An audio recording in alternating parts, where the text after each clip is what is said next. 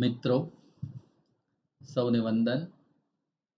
ગુજરાતી વાર્તા સૌંદર્ય ધારામાં સૌ ભાવકોનું ભાવપૂર્ણ સ્વાગત છે. આજે આપણે વાર્તાકાર શ્રી જયંત ખત્રીકૃત ટૂંકી વાર્તા ધાડનું પઠન શ્રવણ કરીશું. હું ફરી પાછો બેકાર બન્યો. ખભા પર કોથળો લઈ કિનારે કિનારે ચાલતો હું બંદર છોડી રહ્યો હતો. ત્યારે 2.5 મહિનાની આ નોકરીની હૂંફ આપતી એક યાદ, એક પીછાણ મનમાંથી ખસતી નહોતી. હું પોર્ટની લોચની ચોકી કરતો બંદરથી 3 માઇલ દૂર એકલો જ બેઠો હતો. અંધારા ઉતરી આવ્યા હતા. દરિયાના પાણીએ ઉતરી ગયા હતા. ઉત્તરનો પવન વાતો બંધ પડ્યો હતો.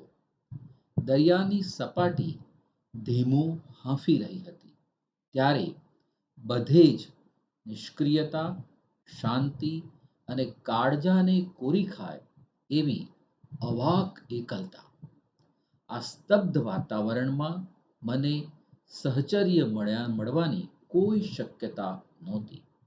ત્યારે ઘેલાનો ઓચિંતાનો ભેટો થઈ ગયો. ઊંટો ચારવા એ બાજુના કાદવવાળા ચેરિયાના છોડવાથી છાયેલા કિનારા પર એ 2 દિવસથી ઘૂમતો હતો.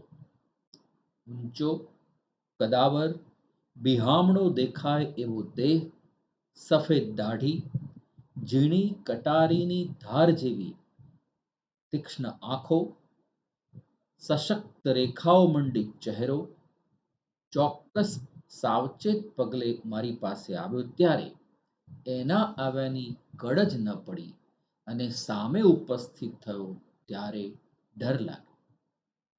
અને પછી વાતાવરણ પણ જ્યારે સાનુકૂળ રીતે મુખ હતું ત્યારે એણે વાતો કરવી શરૂ કરી. બહુ જ નિખાલસ મને. પણ એણે મને પોતાના પસીનાનો અડધો રોટલો ખવડાવ્યો ત્યારે મારું મન ભરાઈ આવ્યું. મારી આ નાનકડી જિંદગીમાં કોઈની બિરાદરીનો રોટલો ખાવાની મને બહુ ઓછી તક મળી છે અને આવા પ્રસંગની યાદને મેં બહુ જાળવણીથી સંઘરી રાખી છે. ઘેલા પાસે જીવનનો એક જ ઉકેલ હતો. દોસ્ત પ્રાણજીવન, આ જીવતરનો ભેદ અને એની મુશ્કેલી ઉકેલવાનો માર્ગ એક જ છે કે માથા ભારે થવું. આપણાથી વધારે તાકાતવાન હોય એનાથી વધારે તાકાત બઢાવવી અને એને નીચો નમાવવો. આવી વાતો તારી સમજમાં ઉતરે છે? આ વાત મારી સમજમાં ઉતરતી હતી પણ હું કબૂલ નહોતો થતો. તોય મોઢા પર હાસ્ય મઢી હું એની સામે જોઈ રહ્યો. જો, ઘેલાએ ચેરિયાના ઝાડ તરફ આંગળી ચીંધતા કહ્યું, આ ચેરિયાનું ઝાડ નર્યા કાદવ પર ખારા પાણી વચ્ચે કેમ પોષણ પામ્યું? એ કેમ મોટું થતું હશે? ક્યાંથી ખોરાક મેળવતું હશે? અને કેમ જીવન ટકાવી રાખતું હશે? એનો વિચાર આવ્યો છે તને કોઈ દાડો? આ છોડના મૂળિયા પહેલા કાદવમાં ઊંડે જાય છે, તેથી એ છોડ પોતાના થડ પર મજબૂત બને છે. પણ કાદવમાં પોષણ ન મળતા એ મૂળિયા પાછા બહાર નીકળી થડની આસપાસ પથરાઈ જઈ પોતાના કાંટા મારફત હવામાંથી પોષણ મેળવે છે. સમજ્યો? હવામાંથી? હા, હવામાંથી, ઘેલાએ કહ્યું. અને તોય આવી જહેમતથી મોટા થયેલા અને માણસાઈથી ટટ્ટાર ઊભેલા આ છોડને અમારા ઊંટ ખાઈ જાય છે, સૂકવી નાખે છે. આ તો ભેદ છે જીવનનો. દોસ્ત પ્રાણજીવન, કે દયા, મમતા, ધર્મ એ બધી ચોપડીઓમાંની વાતો છે. સાચે સાચ તો જે વધારે માથાભારે છે તે વધારે સારું જીવન જીવે છે. બસ ત્યારબાદ ગેલો જ્યારે મને મળતો ત્યારે ચેરિયાની વાત આગળ લાવી ઉલટાવી પલટાવી એની એ જ વાત કહેતો. કોઈ વાર એ રણની વાત કરતો. ત્યાં એવી વાંજણી ધરતી હતી કે એની છાતીમાંથી કોઈ દહાડો ધાવણ આવતું જ નહીં. ધૂળ, વંટોળિયા, ટાઢ, તડકો, કાંટા, ઝાંખરા અને નિસ્સીમ મેદાનોની એ વાતો મને સાંભળવી ગમતી. કારણ મને ધરતી, કોઈ પણ ધરતી તરફ પ્યાર હતો. દોસ્ત પ્રાણજીવન, તું એકવાર મારે ગામડે આવ. આ ધરતીની લહેજત ત્યાં આવ્યા વિના મળતી નથી અને એ ધરતી વચ્ચે જ ત્યાંના માણસોના મન પારખી શકાય છે. બસ ત્યાર પછી બીજે દિવસે ગેલો મને રામ રામ કરીને જતો રહ્યો. મેં ગેલાને આવવાની હા કહી ત્યારે મને સ્વપ્ન ખ્યાલ નહોતો કે હું આટલો જલ્દી બેકાર બનીશ અને અત્યારે ખભે કોથળો નાખી કિનારે કિનારે ચાલતા ગેલાની હૂંફ ભરી યાદ મારા બેકાર જીવનની સંપત્તિ બની ગઈ અને મેં ચાલ્યા કર્યું. આખી પૃથ્વી જાણે મારું ઘર હોય. આભ ધરતીને ચૂમે છે એ ક્ષિતિજ મારા પર્યટનના સીમાડા હોય. રાત્રિની સાવચેતીભરી ચૂપકીદીમાં ચાંદની રાતના વૃક્ષો નીચેના અંધારા જાણે મારા કુટુંબની વ્હાલભરી હૂંફ હોય એવી મારી બેકારી હતી. મારે કોઈ સગું નહોતું, મિત્રો નહોતા, દુશ્મનો નહોતા. હું કોણ હતો? મારા મા બાપ કોણ હતા? એની આછી આછી બીજાઓએ આપેલી માહિતીની મને જાણ છે. મારી માં કેવી હતી, કેવી પ્રેમાળ હતી, કેવી પરગજુ હતી અને બાપનું તો હું માત્ર નામ જ જાણું છું. અને પછી કોઈ મને ઉછેરવા માંગતું નહોતું. છતાં હું કેમ ઉછરીને મોટો થયો અને મોટો થતાં મને કેવી રીતે છૂટો મેલી દેવામાં આવ્યો એ એક કંટાળાજનક હકીકતોની પરંપરા છે. મને એમાં રસ નથી અને હવે તો કેટલીક હકીકતોએ ભૂલાઈ જવાઈ છે. હું એટલું જ જાણું છું કે આ સમગ્ર ધરતી મારી છે. આ સૃષ્ટિનો હું માલિક છું. છતાં મારો હણાઈ ગયેલો ધૂળભર્યો દેહ જોઈ લોકો કેમ મોઢું ફેરવી લેતા હશે એ સમજાતું નથી. સમૃદ્ધ ખેતરો ભર્યા વિસ્તારોમાં, ડુંગરાઓની ધારમાં, નદીઓની રેતાળ પટમાં, ઘાસના ગંજાવર મેદાનમાં હું જ્યાં જ્યાં ભટકતો હોઉં છું, મારે બેતાલ જીવન મારી પાછળ પાછળ ભટકતું હોય છે. હું ધરતી ખૂંદતો ભટક્યા કરું છું. એ મારો શોખ છે.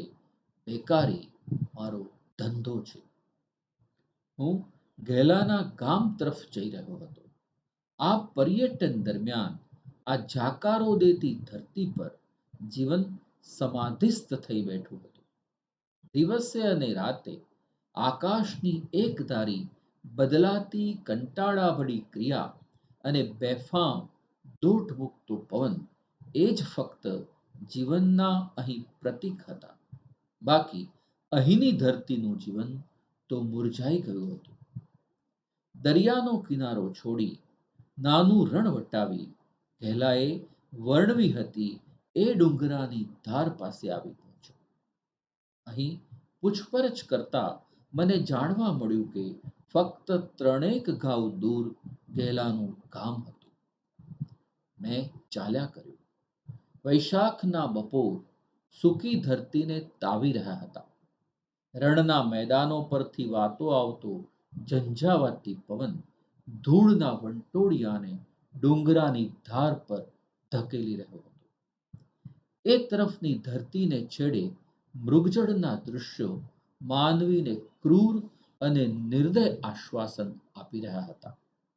વંટોળિયા પવનથી ધકેલાતી કોઈ કાંટાળા બાવળની સૂકી ડાળખી મારા પગ પર ઉજરડા પાડી પસાર થઈ ગઈ. કોઈક હોલું મને કોઈ કિકિયારી પાડતું ઉડી જતું મેં જોયું, અને ખોરાકની શોધમાં નિષ્ફળ ગયેલી કોઈક ચકલી કાંટાળા છોડ પર બેઠી બેઠી પૂંછડી પટપટાવતી ચારે તરફ અસ્વસ્થ ડોક હલાવી રહેતી. સુકાઈ ગયેલા તળાવને તળિયે ગંદુ પાણી એકઠું થાય તેમ બે ઊંચી ટેકરીઓની તળેટી વચ્ચે એકઠું થઈ પડેલું ઘેલાનું ગામડું મેં જોયું, અને આખરી શ્વાસ જેવો છુટકારાનો દમ મારા હોઠ વચ્ચેથી પસાર થઈ પડ્યો. ધૂળનું વાદળ લઈ આવી એક પવનનું ઝાપટું મારા પર ધસી આવ્યું અને તરત જ પસાર થઈ ગયું. ત્યારે કૂતરા ટૂંટિયું વાળીને પડ્યા હોય એમ વેરવિખેર આ ગામના ઝૂંપડા પડેલા મેં જોયા.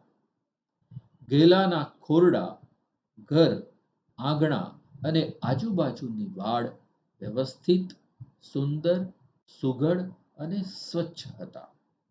મેં ઘેલાની ખબર પૂછી ત્યારે મારે એનું શું કામ હતું, હું ક્યાંથી આવું છું, વગેરે પૂછપરછ બંધ બારણે થઈ. પછી દરવાજો ખુલ્યો. ઝૂંપડાના ઉંબરે એક સ્ત્રી આવીને ઊભી. એ સ્ત્રીના દર્શનથી હું થોડી ક્ષણો અવાક બની ગયો. એવું એનું અકલંક સૌંદર્ય હતું. સોનેરી વાંકડિયા વાળ, ભૂરા નયનો, વહેતા ઝરણાની નજાકતતાથી ભર્યો ભર્યો સુઘોળ સપ્રમાણ દેહ. એ તો બધું હતું જ, પણ એ ઉપરાંત એ સૌંદર્ય પર કોઈ એવો ઓપ હતો કે જે જોઈને મારું સતત વિચારતું મન એક ઘડી અપંગ બની ગયું. એણે મને અતિથિના ઝૂંપડામાં ખાટ ઢાળી ગોદડા પાથરી બેસાડ્યો. રોટલો અને છાશ ખવડાવ્યા અને તમે તમારે નિરાંતે બેસજો કહેતા એ થોડું હસી.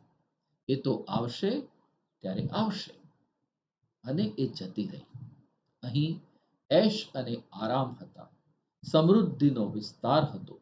દિવસે ફર્યા કરતા અને રાતે ઊંઘમાં પાસા ઘસતા અસંખ્ય ભૂખ્યા માનવીઓ જેવો ભૂખ્યો ઘેલો નહોતો. ઘર, સ્ત્રી, ખોરાક અને સમૃદ્ધિ એને સહેલાઈથી સાંપડ્યા દેખાતા હતા. મેં નિરાશા અનુભવી. લાંબા સમય પછી પેટ ભરીને ખાવાનું મળ્યું હોવાથી અંગો પર સુસ્તી ફરી વળી. હું ઊંઘી ગયો. છેક બીજી સવારે ઘેલાએ મને ઢંઢોળીને ઉઠાડ્યો. દોસ્ત, પ્રાણજીવન! એ મને ભેટી પડ્યો. હું ક્યારે નીકળ્યો હતો, રસ્તામાં શીશી મુશ્કેલી પડી, હું અહીં ક્યારે આવ્યો, વગેરે પૂછપરછથી એણે મારી ખબર પૂછી. મેં જોયું તો ઘેલાની આંખની ધાર એવી ને એવી જ તીક્ષ્ણ હતી. એનું હાસ્ય એવું જ મુક્ત હતું અને એની ચપળતામાં અંશ જેટલોય ફરક દેખાતો નહોતો. હું હસ્યો. ઘેલા, તું કેમ છો? ઘેલાએ ખાટલા પર પડી રહેલી પોતાની પીછોડી ખભે નાખી. તને ખબર છે, મેં તને એકવાર કહ્યું હતું કે અમે રણમાં રહેવા વાળાઓની જિંદગીનો ભેદ હું તને એકવાર બતાવીશ. આ સૂકી, વેરાન, જાકારો દેતી ધરતી પર અમે કેવી કાબલિયતથી જીવીએ છીએ. અમારી તાકાત, અમારી બુદ્ધિ, અમારી માટી, ઢેફા, રણ, ઝાંખરા, ધૂળ અને વંટોળિયાવાળી ધરતીની ઘણી વાતો મેં તારી પાસે કરી છે. એ બધું તને કદાચ આજે જ બતાવીશ. આટલું કહી ગેલો જતો રહ્યો. બપોરે ઉતાવળે જમીને એ જતો રહ્યો. મારી સામે જોયું સુદ્ધા નહીં. એનું વર્તન વિચિત્ર અને ધૂની તો હતું જ, પણ અપમાનજનક પણ હતું. અને અપમાન હું જલ્દી ગળે ઉતારી શકતો નથી, તોય મારે હાજરીની નોંધ લીધા વિના ગેલો જતો રહ્યો. હું અપમાન અને તડકાથી સણસણતો મારા ખોરડામાં જતો રહ્યો. મને ઊંઘ ન આવી. ગેહલાની માલિકીના 4 ઝૂંપડા હતા. એકમાં રસોડું, બીજામાં એની સ્ત્રી રહેતી, ત્રીજામાં ગેહલો રહેતો અને ચોથો મહેમાનોના ઉતારા તરીકે વપરાતો. એવું મને લાગ્યું. ઝૂંપડા ફરતું ચારે બાજુ બાવળના ઝાડોનું ઝુંડ હતું.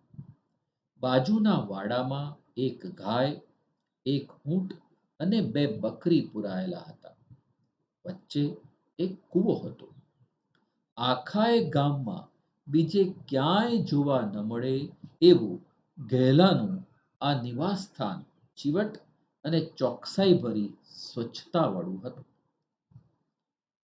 ઝૂંપડીની છત પર ગોઠવાઈને વ્યવસ્થિત રીતે મુકાયેલું ઘાસ, બારી બારણાઓ ઉપર ખંતથી કરેલું મોટા આભલામંડિત માટીનું કોતરકામ, સુંદર લીંપેલા અને કાળજીપૂર્વક સ્વચ્છ રાખેલા ઓટલા સ્વચ્છ અને સુઘડ જરૂર હતા, કળામય પણ હતા, પણ એ બધામાં કોઈ એક વિકૃત જીવ હતો અને એ કશુંક બોલી રહ્યો હતો. હું કશું જ સમજતો ન હતો અને મૂંઝાઈ મરતો હતો. ત્યાં અનેક વિચારોને વેરવિખેર કરી નાખે એવો ઝાંઝરનો અવાજ મેં સાંભળ્યો અને એ અવાજની સાથે સંકળાયેલું સૌંદર્યનું એક કલ્પન. મેં ડોકું ફેરવી પાછળ જોયું. એ ઉંબરામાં ઊભી હતી અને અમારી નજર ટકરાઈ ત્યારે એણે ઓચિંતાનું પૂછી નાખ્યું, "તમે જવાના છો એમની સાથે?" "હા." "એમ?" મારી સામે વિસ્મિત નયનોએ જોતી, બેબાકળી, ઉતાવળે 2 પગલાં પાછળ હટી, પીઠ ફેરવી પોતાના ઝૂંપડામાં ગઈ ત્યારે મેં બૂમ પાડી, "સાંભળો છો કે?" એ હતી ત્યાં જ ઊભી રહી, મારી તરફ પીઠ ફેરવીને. "તમારું નામ શું?" "મોંઘી." માથું ફેરવ્યા વગર ઉત્તરનો એ ટુકડો મારી તરફ ફેંકી એ ફરી ઝૂંપડા તરફ જઈ રહી અને મેં ફરી પૂછ્યું, "પણ તમે વાત અધૂરી મૂકી જતા કેમ રહો છો? હું ન જાઉં એની સાથે?" એ કશો ઉત્તર આપ્યા વિના ઉતાવળે પગલે પોતાના ઓરડામાં જતી રહી. આ ધૂળિયા વંટોળ વચ્ચે વલોવાતી ધરતી પર વસતા બધા જ લોક આવા અસામાન્ય અને વિચિત્ર હશે કે માત્ર આ સ્ત્રી ને આ પુરુષ જ આવા હતા? એ હકીકતને એક મોટો પ્રશ્ન બનાવી મેં મારા હૃદયના એક ખૂણામાં ભંડારી દીધો. જો આ મારું ઊંટ. મોડી બપોરના હું અને ઘેલો ચા પીતા બેઠા હતા ત્યારે એણે મોંઘી જેને માલિશ કરી રહી હતી એ ઊંટ તરફ આંગળી ચીંધી. "આ ઊંટ પર આજે હું તને 25 ગાઉ ફેરવીને પાછો લઈ આવીશ. આ ઊંટ એકવાર ભરાડે, પગ મૂકતા ચાતરે અને સવારીમાં કંઈ પણ તકલીફ આપે તો ઘેલાના નામ પર થૂંકજે. દોસ્ત પ્રાણજીવન, તને ત્યારે ખબર પડશે કે ઊંટ કેવું જાતવાન પ્રાણી છે." "પણ આપણે જવું ક્યાં છે?" "મારી સાથે જાનમમાં." ઘેલાએ ખાટલાની ઈસ પર હાથ પછાડી મારી સામે તાકી રહેતા પૂછ્યું, "આવવું છે?" હું ચૂપ રહ્યો. "નથી આવવું." હું ફરી ચૂપ રહ્યો અને પછી અમારી વચ્ચે થોડીક ક્ષણોની બેચેન ચૂપકીદી તોડાઈ ગઈ.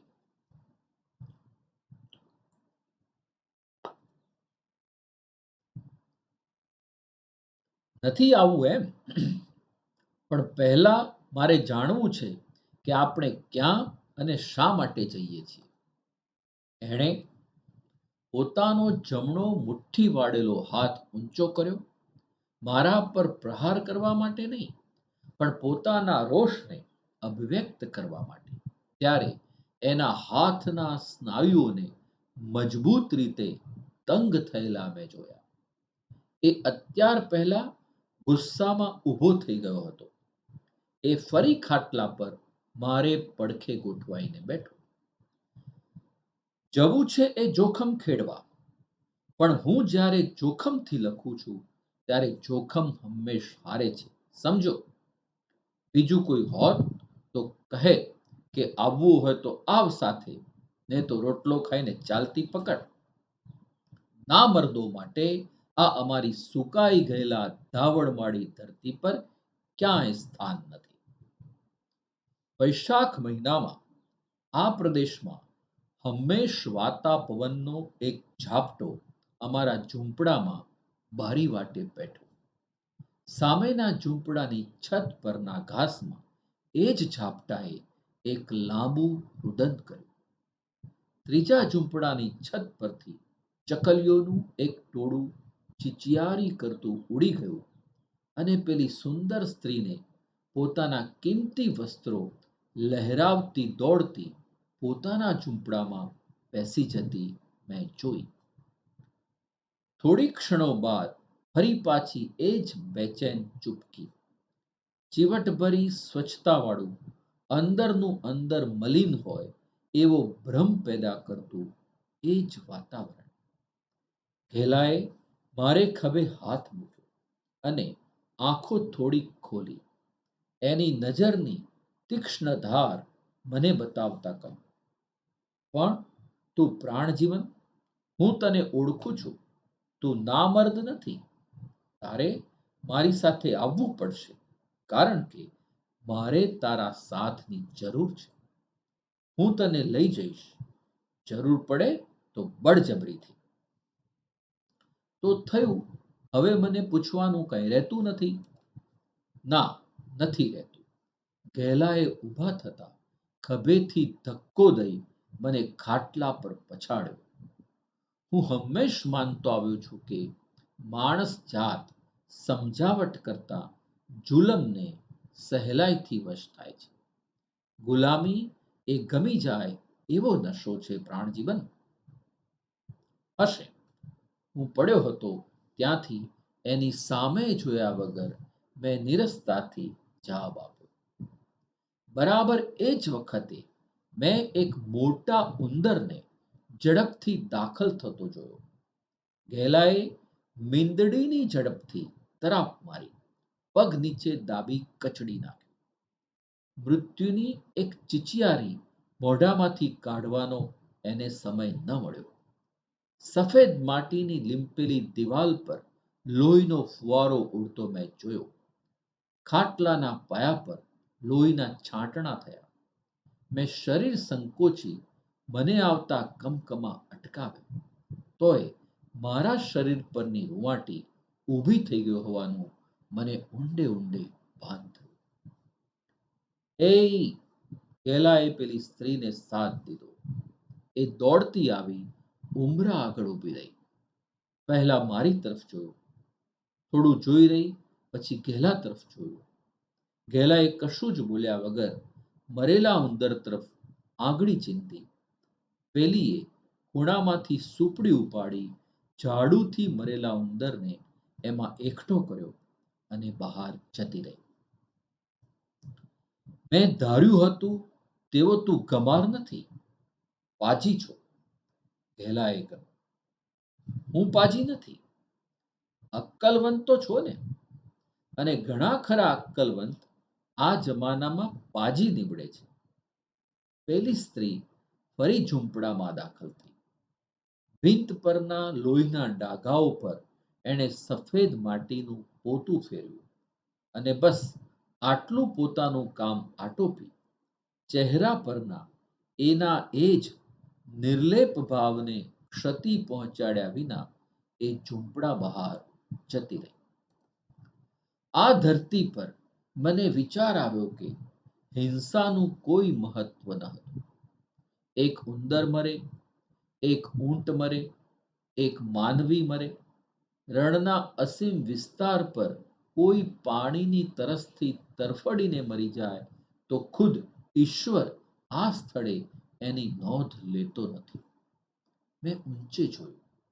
ઘેલો મારી સામે બે પગ પહોળા કરી પીછોડીથી કમર કસી સફેદ દાઢીને બોગાનીમાં સંકેલી મારી સામે એકી ટશે જોઈ રહ્યો હતો અને હું નિસહાય, નિર્બળ, મારી લજ્જિત દૃષ્ટિ પર પાંપણના અંધકાર ટાળી નીચું જોઈ ગયો.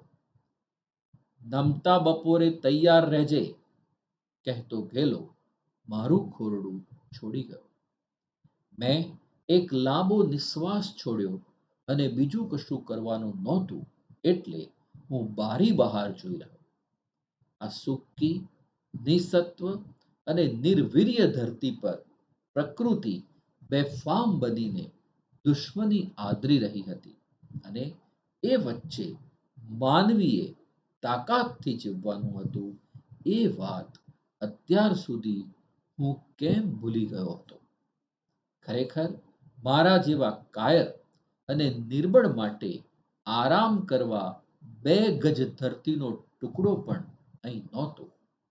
આ પ્રદેશમાં જીવવા માટે મારી લાયકાત નહોતી. જ્યાં પ્રકૃતિ વિફરે અને માણસ અમિત્ર બને ત્યારે કોણ જીવે અને કોણ મળે એ માત્ર જુગારની સોગઠાબાજીનો પ્રશ્ન હતો. આંગણામાં દોડી આવેલા એક કૂતરા પર ઘેલાએ પગરખાનો ઘા કર્યો. કૂતરું ચિચિયારી કરતું, ચક્કર ખાતું, બરાડતું બહાર નસી ગયું. ત્યારે પેલી સ્ત્રી હિંમત કરી ધીમે પગલે ઘેલા નજીક આવી. એક સ્મિત, કીકીઓમાંનું નૃત્ય અને એણે ઘેલાને ખભે હાથ મૂકવાનું કર્યું.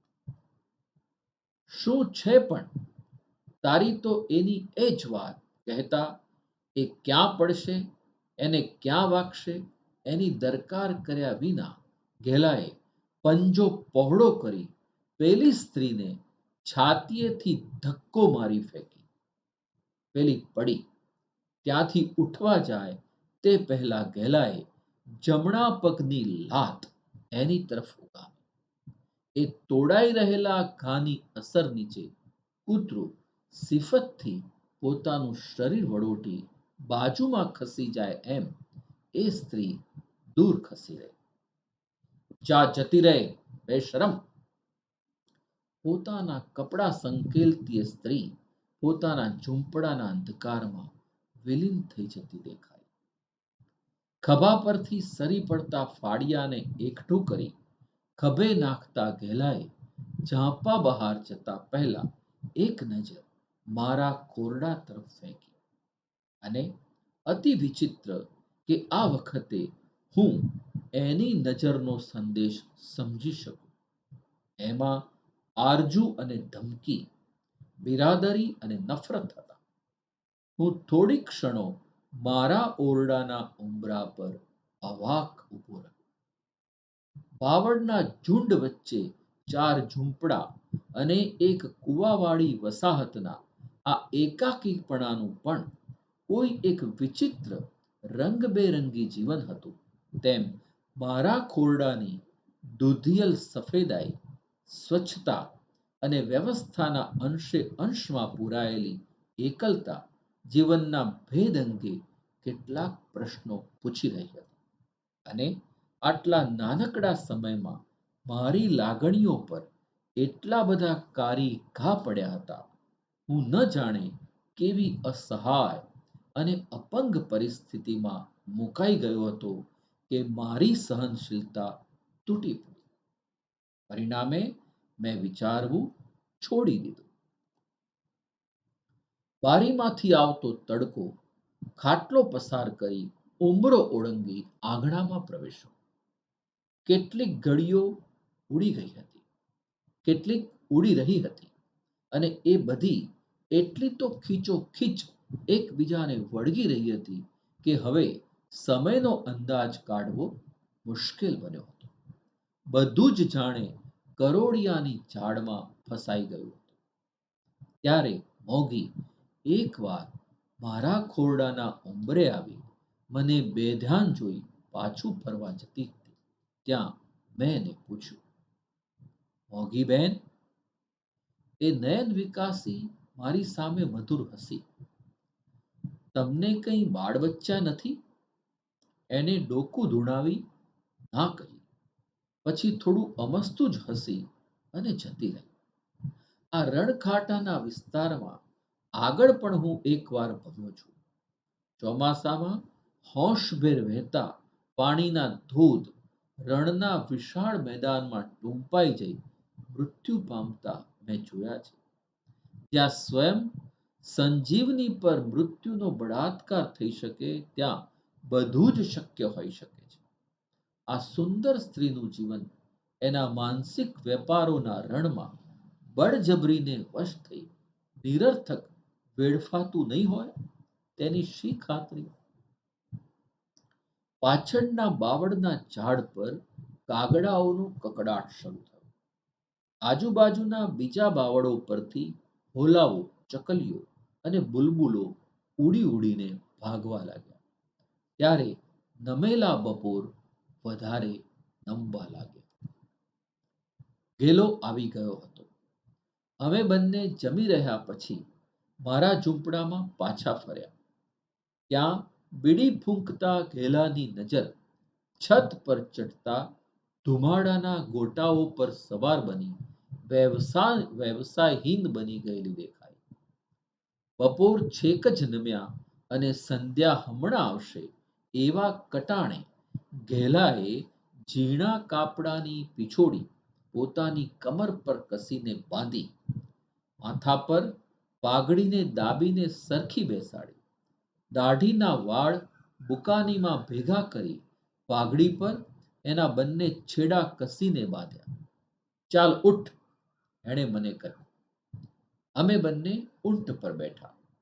ત્યારે મોંઘી હળવે પગલે ઊંટની નજીક આવી. એણે ઘેલાને ખભે બંદૂક ભેરવી અને છેડેથી પકડીને કટારી એના હાથમાં આપી. ત્યારે બકરીઓ ભાંભરી ઉઠી અને ધૂળનું એક વાદળ ધસી આવતું દેખાયું. ઘણી વારમાં અમારું ઊંટ ગામની ભાગોળ છોડી વંટોળિયાની જેમ મેદાનમાં દોડવા લાગ્યું. અંધારા વીંટળાઈ વળ્યા હતા. ખુલ્લા મેદાનો પર વૈશાખના વાયરા વાઈ રહ્યા હતા. તાલબદ્ધ એક ગતિએ દોડે જતા ઊંટ પર સવારી કરતા મેં સ્થળ અને સમયનું ભાન ગુમાવ્યું.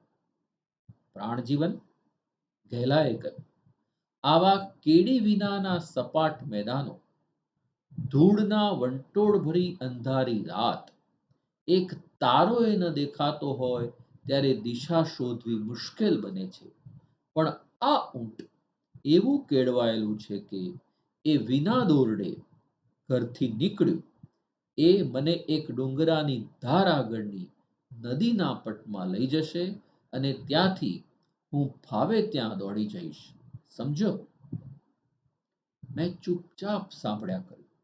એટલે ઘેલાએ રાડ પાડીને મને પૂછ્યું, સાંભળે છે? મેં ચૂપચાપ સાંભળ્યા કર્યું.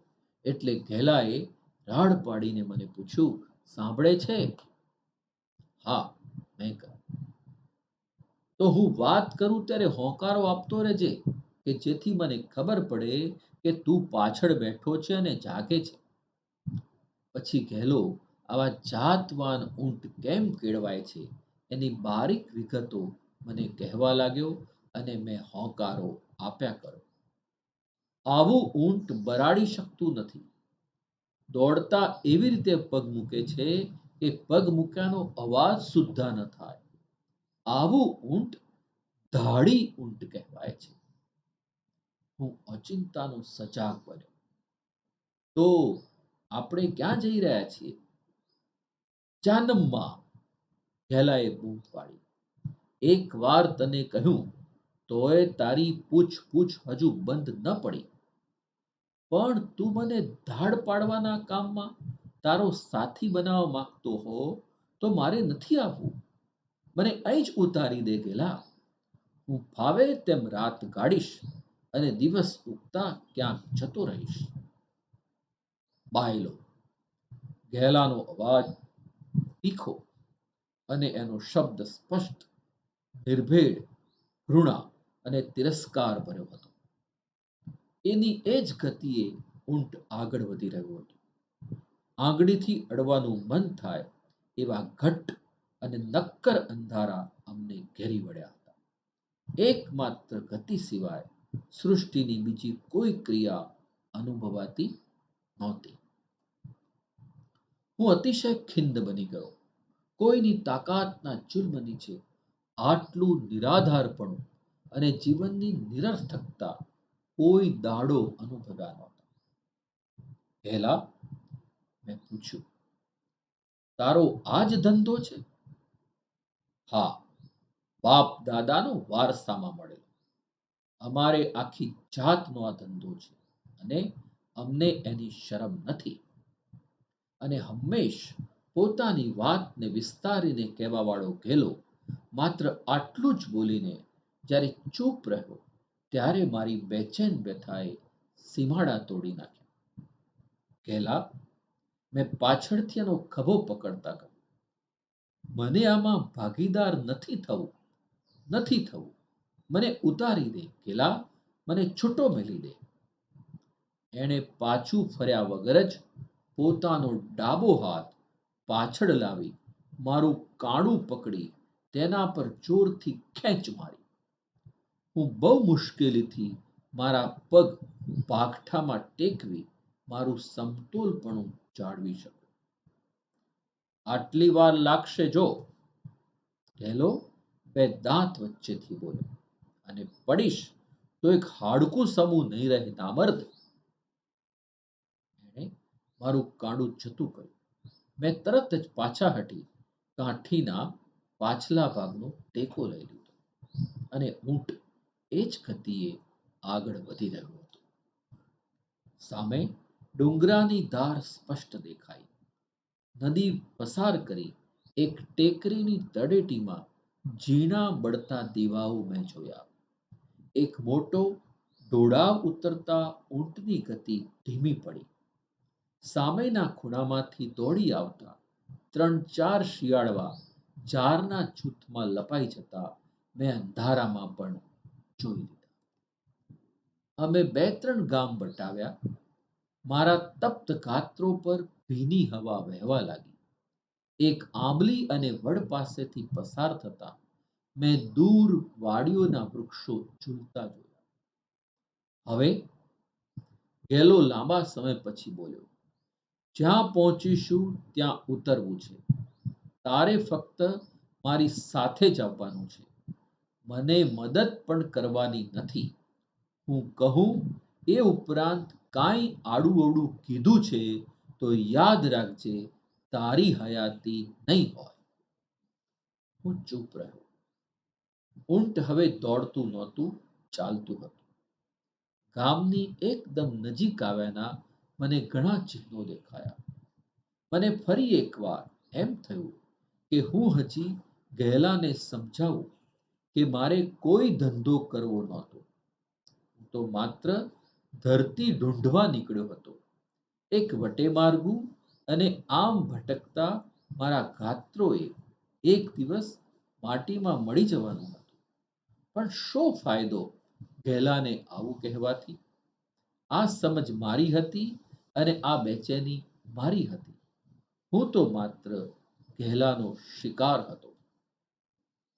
એક જૂની મસ્જિદના ખંડિયેરમાં ઊંટને દોરવી છે.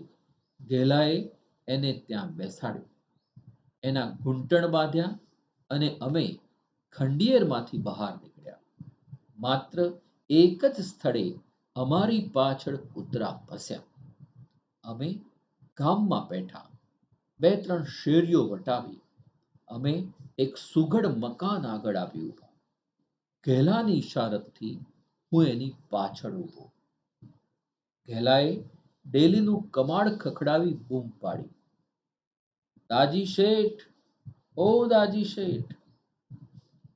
આટલી મોડી રાત્રે પણ જાણે કોઈના બોલાવવાની રાહ જોઈ બેઠો હોય તેમ દાજી શેઠે તરત જ જવાબ આપ્યો, કોણ છે?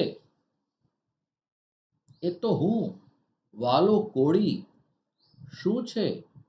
શેઠ, ગુવારની લોરી નદીની રેતમાં ખૂંચી ગઈ છે. લોરીના ડ્રાઈવરે મને તમારી પાસે મોકલ્યો છે અને કહેવરાવ્યું છે કે લોરીમાં 2 ખાંડની ગુણીઓ છે, તે સવાર પહેલા ઉપડાવી લેજો. એમ? શેઠ અંદરથી બોલ્યા. તું જઈશ વાલા હમણાં જ? હા, પણ ગાડું વાડામાં છે. ઊભો રહે, ચાવી આપ. અંદરથી સાંકળ ખુલવાનો અને તાળી ખસવાનો અવાજ આવ્યો. કમાડ થોડાક જ ખુલ્યા ત્યાં ઘેલાએ ઝડપથી પોતાના બંને હાથ અંદર ઘાલી દાજી શેઠનું ગળું પકડી લીધું. હું સૂચના પ્રમાણે એની પાછળ સરી આવી ડેલીમાં દાખલ થઈ ગયો. ઘેલાએ મારી તરફ આંખ ફેરવી. મને અજાયબી થાય છે કે આ ધાડપાડુની આંખની ભાષા હું કેવી રીતે સમજું. મેં ઉતાવળે પણ ઓછા અવાજ થાય તેમ ડેલી બંધ કરી અંદરથી સાંકળ દીધી. બાજુના ઘાસલેટના કોડિયાના અજવાળામાં મેં ઘેલાને દાજી શેઠનું ગળું જતું કરી પોતાની બંદૂકની નળી એની છાતી અડાડતો જોયો. આ ઓચિંતા હુમલાથી દાજી શેઠ એવા તો હેબતાઈ ગયા કે મદદ માટે બૂમ મારવાનું પણ એમને સૂઝ્યું નહીં. બંદૂકની નળીએથી ધકેલીને ઘેલો શેઠ ઓસરીમાં લઈ ગયો. ઘાસલેટનું કોડિયું ઉપાડી હું એમની પાછળ ચાલ્યો. ઓસરીમાંના ચૂલા પર શેઠને બેસાડી ઘેલાએ શેઠને ટૂંકમાં કહ્યું, જીવતા રહેવું હોય તો જે હોય તે કાઢી આપો. પણ દાજી શેઠ નિર્જીવ રમકડાની જેમ આંખો પટપટાવતા બેસી રહ્યા ત્યારે ઘેલાએ શેઠનો કાન પકડી તમાચો ઠોકી કાઢ્યો. બહેરો છે કઈ? તારા ગગાના વિવામાં નથી આવ્યો? શેઠના ગળામાંથી ન સમજાય એવો અવાજ નીકળવાની તૈયારીમાં હતો ત્યાં ઘેલાએ ફરી શેઠને ઘડચી પકડીને ઊભો કર્યો. તિજોરી તરફ જતા શેઠનો પગ સૂતેલી વ્યક્તિ પર પડ્યો. તે સફાળી જાગી ગઈ. અમને ત્રણેયને જોઈને રાડ પાડવા જતી હતી ત્યાં ઘેલાએ તેના વાંસામાં લાત મારી. એ ઉલડીને બાજુના બિછાનામાં પડી. મેં ઘાસલેટનું કોડિયું ઊંચું કર્યું. શેઠે શેઠાણીના તકિયા નીચેથી ચાવીનો ચૂડો સેરવ્યો. હાય હાય! લાત ખાઈ જાગી ઉઠેલા શેઠાણી બોલી ઉઠ્યા. ઘેલાએ કૂદકો મારી શેઠાણીના વાળ પકડીને ખેંચ્યા. ચૂપ! ખબરદાર એક શબ્દ બોલી છે તો. અને તું? ઘેલાએ શેઠને કહ્યું. શું તમાશો જોઈ રહ્યો છે? ઉતાવળે તિજોરી ખોલ, નહીં તો એક ઘડીમાં ન બનવાનું બની જશે, સમજો. તિજોરી ખોલી માયથી શેઠ નોટોના બંડલ કાઢી રહ્યા હતા. એ જોઈ શેઠાણીથી બોલ્યા વિના રહેવાયું નહીં. અરે, આવું તે હોય કઈ? આટલો જુલમ હોય? આટલા અવાજથી પણ ઉપરના મેડા પર કોઈ જાગી ગયું હશે તે દાદર ઉતરવા લાગ્યું. ઘાસલેટના કોડિયાને જમીન પર રહેવા દઈ હું એ તરફ ફર્યો અને દાદર ઉતરનાર વ્યક્તિ ભીંત આગળથી અમારા તરફ ફરી ત્યાં મેં એને ઘડચીથી પકડી. મને હજી સમજાતું નથી કે સ્વપ્ન પણ આવું કૃત્ય કર્યાનો મને ધોખો થાય તે કૃત્ય મેં અત્યારે કેમ કર્યું હશે? એ વ્યક્તિ મારા હાથમાંથી છટકી તો ન શકી, પણ ઝીણી ચીસ પાડતી હું એને અટકાવી ન શકી.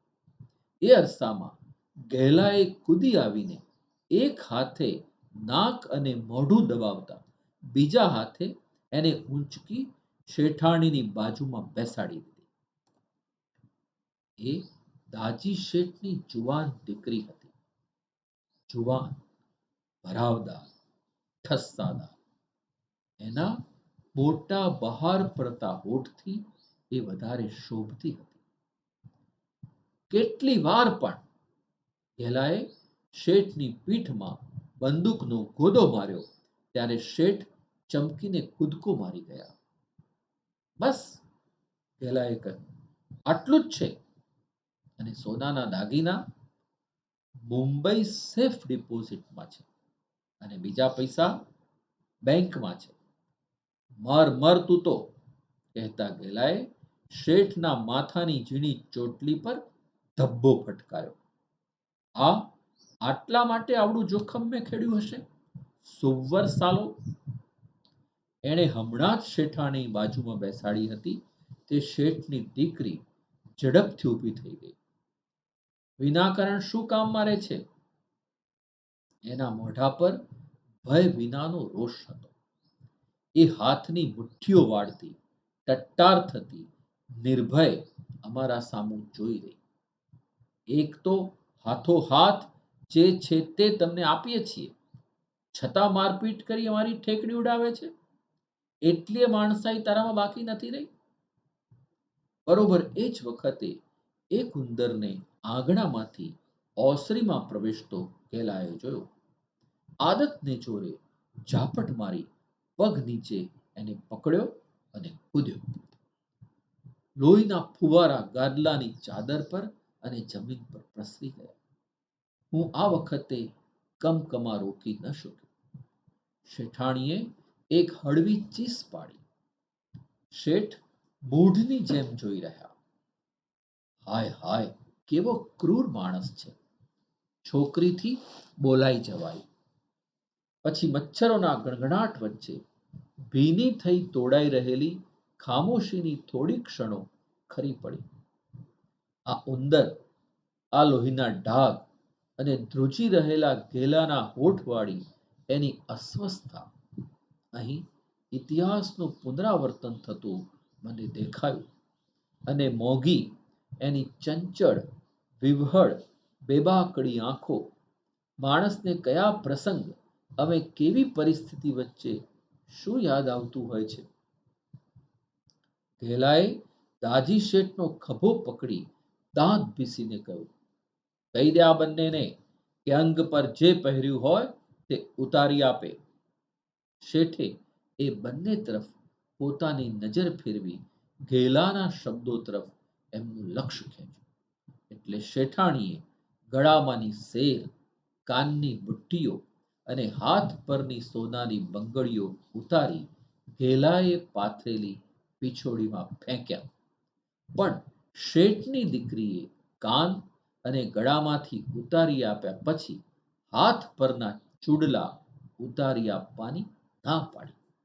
ત્યારે અસ્વસ્થ, ઊંચી નીચી થયા કરતી ઘેલાના હાથની આંગળીઓ ઝડપથી મુઠ્ઠીમાં ભીડાઈ ગઈ. એના નાકની બાજુમાંથી ઉતરી પડતી રેખાઓ વધારે સખત બની અને હોઠના છેડા સુધી મળી ગઈ. ખૈરિયાત કરે છે, તું એમ સમજે છે?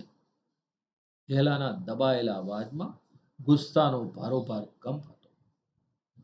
હું ચૂડલા નહીં આપું. એ મારા સૌભાગ્યનું ચિહ્ન છે. હું એ નહીં ઉતારું. એની બહુ કિંમત નથી. પણ કહેતી એ અવાજ ન થાય એમ રડી પડી. મને એ વખતે લાગ્યું કે મારા ચૂપ રહેવાની હવે હદ ઓળંગી હતી.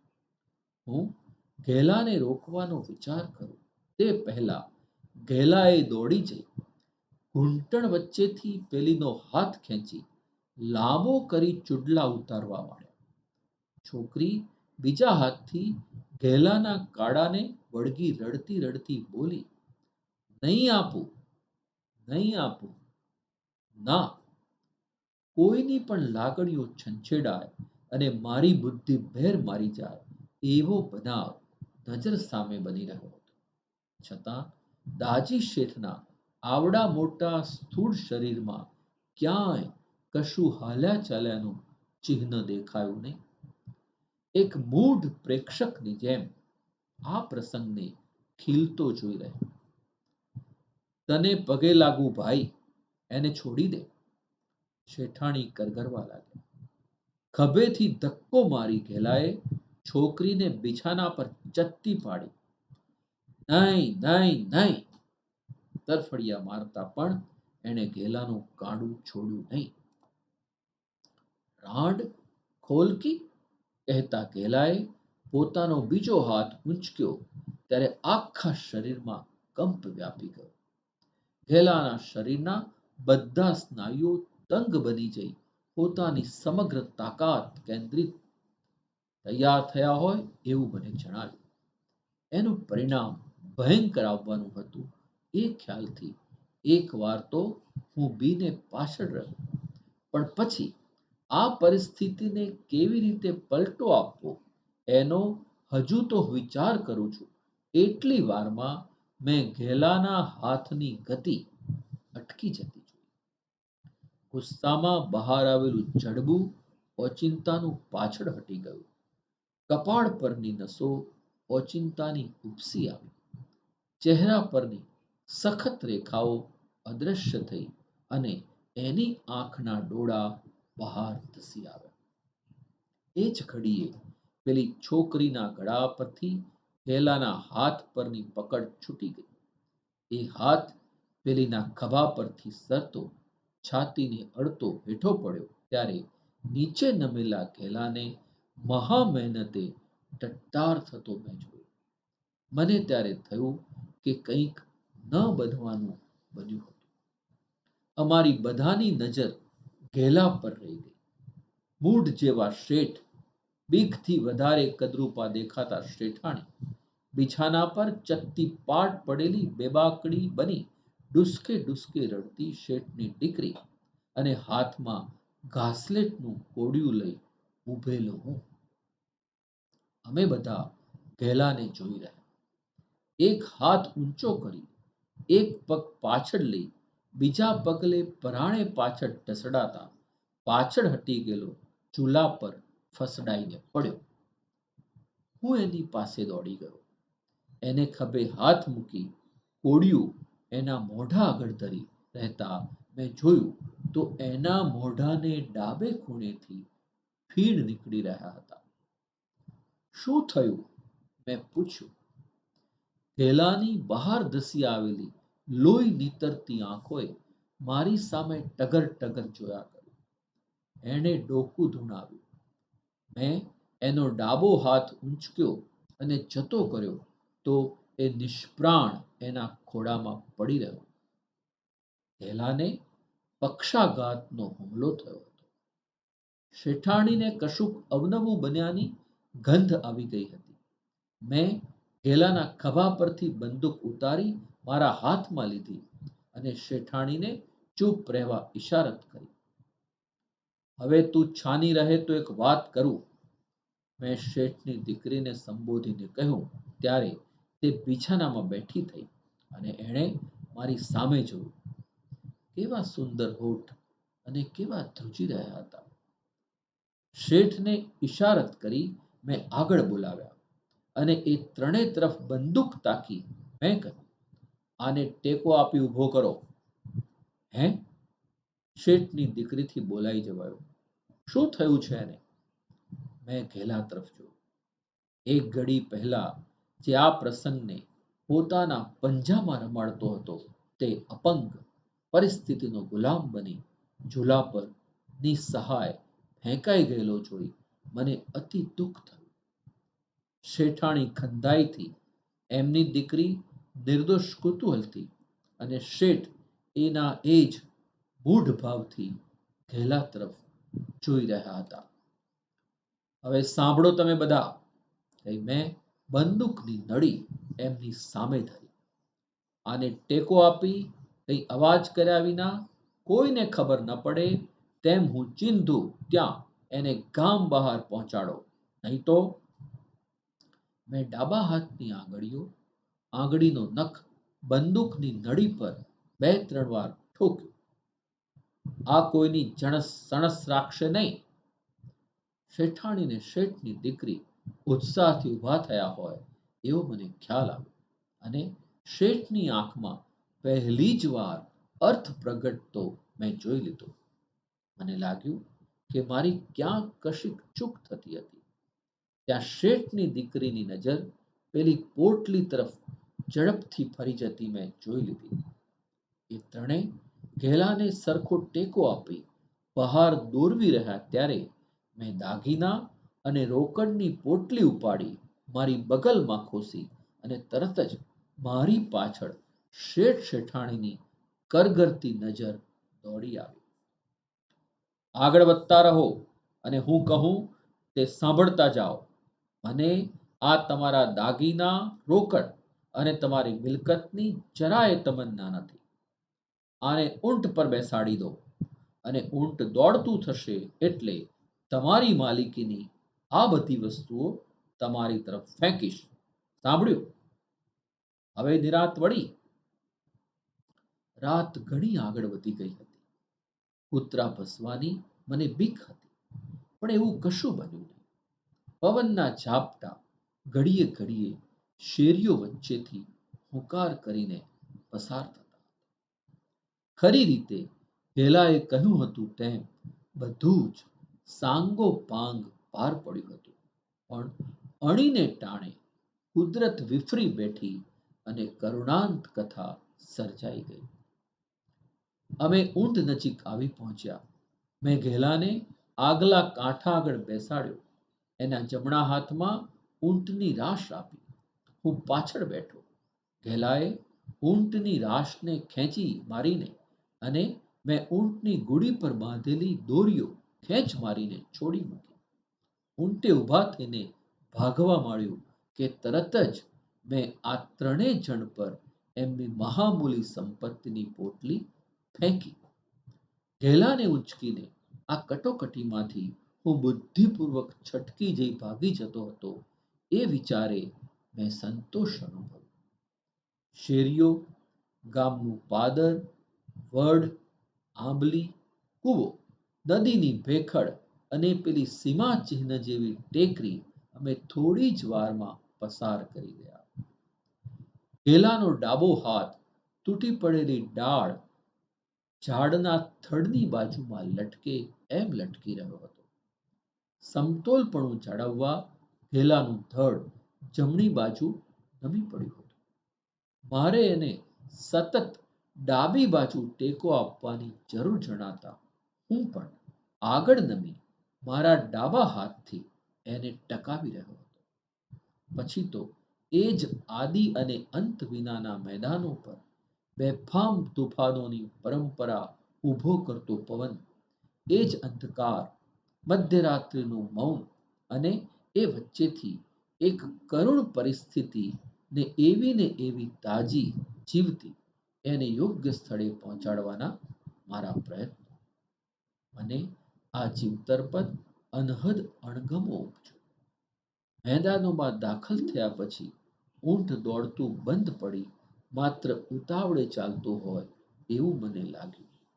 મારે ઘેલાને એક બાજુ નમી પડતો અટકાવવા સતત નીચા નમી રહેવું પડતું. મારો ડાબો હાથ કે જેના પર ઘેલાનું આખું શરીર તોડાઈ રહ્યું હતું અને મારી ડાબી જાંઘમાં અસહ્ય કળતર થતું હતું. અમે ગયા ત્યારે અમે કોઈ એક બનાવને જન્મ આપવા ગયા હતા અને હવે આ બનાવ ઉપરાંત એક બીજા ખોફનાક બનાવનો ભાર લઈ પાછા ફરી રહ્યા હતા. ત્યારે મને એક વિચાર આવ્યો કે પૃથ્વીની આ વિશાળતા પર સ્વચ્છંદ વિહરતા આ માતરિશ્વા અને ધૂળના દળોના વાદળો ઉપર અસંખ્ય તારકો મળ્યા અવર્ણનીય ચૂપકીદી ભર્યા વ્યોમે કે પ્રકૃતિના કોઈ પણ અંશે અમારી હાજરીની નોંધ સુદ્ધા નહોતી લીધી. અમે અને અમારી માની લીધેલી પ્રવૃત્તિની મહત્તા એ તો માનવીની ગુમાનભરી કલ્પના માત્ર. હેલાના અંગ હવે મારા ડાબા હાથ પર લટકી રહ્યા હતા. એનું નીચું નમી પડેલું માથું કોઠાના મોરા પર અથડાતું હતું. સંશય આવે એટલા જ માત્ર અજવાળા પૂર્વમાં પ્રગટ્યા હતા ત્યારે અમે અમારા ગામને પાદરે પહોંચ્યા. ઊંટ ઘેલાના ઘરના ઝાપામાં પ્રવેશ્યું. મોઘી એરંડિયા તેલના કોડિયાને સાડલાના છેડા વતી ઓથ આપતી આંગણામાં ઊભેલી દેખાઈ.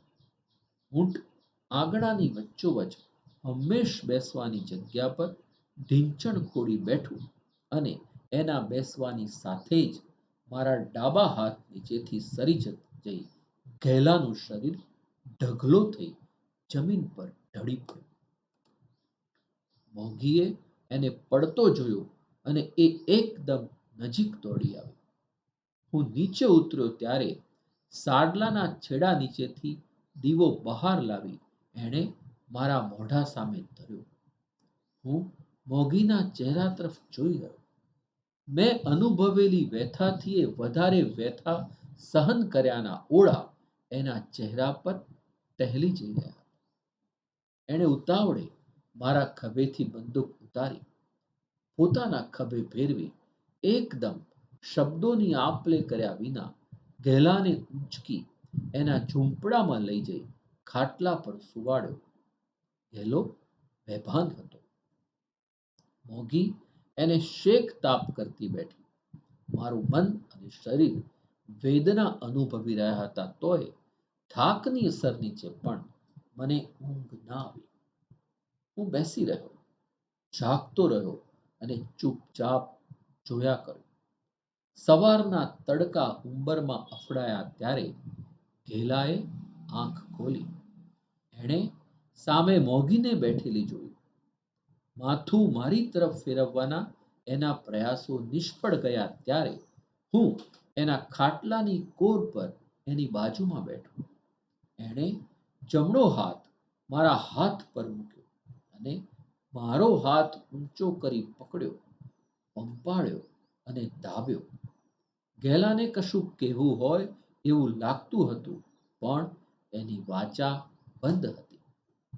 જમીન પર બેસી ગેલાના પગ દાબતી મોઘીને મેં વિગતવાર અમારા પરાક્રમની વાત કહી સંભળાવી. હું વાત કરતો હતો તે દરમિયાન ઘેલાના અંગની ડાબી બાજુમાં અનેકવાર આંચકી આવતી મેં જોઈ. પણ વચ્ચે અનેકવાર મારે ખભે હાથ મૂકી મારી પીઠ થાબડી ઘેલો મને પંપાળતો રહ્યો. આ ઘરની બહાર ઉદ્યમ કરતા ચકલી, ભોલા, કાગડા, બુલબુલની બોલબોલ સતત ચાલુ હતી. કોઈ ઊંટનું ઘાઘરવું, કોઈ ભેંસનું ભાભરવું અને બકરીની બે બે પણ સતત ચાલુ હતા. માત્ર આ ઘર જે આ પહેલા એકધારી બોલચાલથી ગાજતું હતું તે હવે ખૌફનાક રીતે ચૂપ હતું. હું ઝાંપો બંધ કરી રહ્યો હતો ત્યારે મોગી દોડતી મને વિદાય આપવા આવી. એના ચહેરા પર આંસુઓ સિવાયનો રુદનનો સર્વ સરંજામ હાજર હતો અને એની આંખોની ભૂરી કીકીઓમાં વળખાતો એક પ્રશ્ન ઉભરાઈ રહ્યો હતો જે શું હતું એ હું સમજો નહીં. આ દિવસ સુધી વિચારું છું તોય સમજતો નથી. છિન્ન ભિન્ન કરી નાખે એવી આ બેચેનીને ટૂંકાવવા મેં ઝાંપો બંધ કર્યો અને મોગી તરફ પીઠ ફેરવી અને આગળ વધ્યો કે તરત જ મારી કલ્પનામાં મેં એક મીંદડીને ઉંદરનો શિકાર કરતી જોઈ. એ પ્રાણીની ખબરદાર ચૂપકી, ધીરજ અને ઉંદર પર તૂટી પડવાના પૂર્વ યોજિત કૂદકાની માપણીનું ચિત્ર સચોટ રીતે મારી યાદમાં આજ દી સુધી ગોઠવાઈ રહ્યું. બપોરે ભયંકર પવન વાવો શરૂ થયો. કાંટાળા છોડવાઓની આજુબાજુની બકોલોમાંથી નોળિયા, ઉંદર અને સાપ નાસભાગ કરી રહ્યા હતા. ધૂળના રજકણોએ ઉપર ઊંચકાઈ ઊંચકાઈ આકાશને મેલું કરી દીધું હતું. ઉજરડા પડેલી ખંડિત ધરતીના દેહની મોકળાશ પર મેં ફરી મારું પ્રયાણ આદર્યું. સમય દોડવા લાગ્યો. બપોર નમ્યો. સર્વ શૃંગાર અને સર્વ વસ્ત્રોનો ત્યાગ કરી પોતાની રંગબેરંગી નજાકતતાને હણી નાખી સંધ્યા રાત્રિના અંધારા બાહુઓમાં સમાઈ ગઈ. ધુસકા ખાવા લાગી. નમતા બપોર પછી ઘેલાની આંખો બંધ પડી. પછી ક્યારેય ખુલી નહીં. ક્યારેક એકધારી મારી સામે જોઈ રહેતી મોગીની આંખોમાં તોફાન વિનાની રણના મેદાનોની ગહન મોકળાશ મેં ડોક્યું કરતી જોઈ. ભીંતને અઢેલીને બેસી રહેતા મેં અવારનવાર બેડોળ સપનાવાળી ઊંઘ ચોરી લીધી પણ પોતાના શરીરને ક્યારેય શિથિલ કર્યા વગર અમારા બંનેની ચોકી કરતી મોગી આખી રાત જાગતી રહી. ત્રીજા દિવસે ઘેલાએ પ્રાણ છોડ્યા અને એના મૃતદેહને થાળે પડવાની અનેક ક્રિયાઓ શરૂ થાય તે પહેલા મેં એનું ગામડું છોડ્યું.